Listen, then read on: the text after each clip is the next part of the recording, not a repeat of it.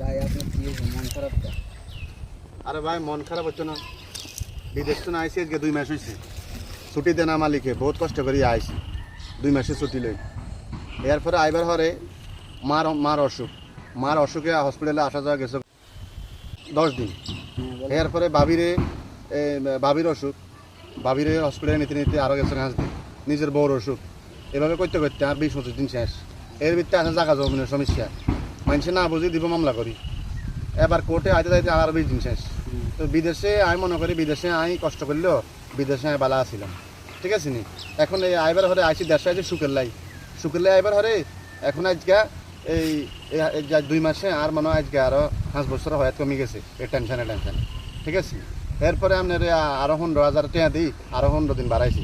বারে হরে এই সমস্যা বাড়িতে একটা মনে করে না টাকা জমিনের সমস্যা মানুষের তো না বুঝে গেলে মামলা করে দিব। আর কোর্টে আইতে যাইতে আর সব টেঁও শেষ, শ্রম শেষ, মেধাও শেষ, ঠিক আছে।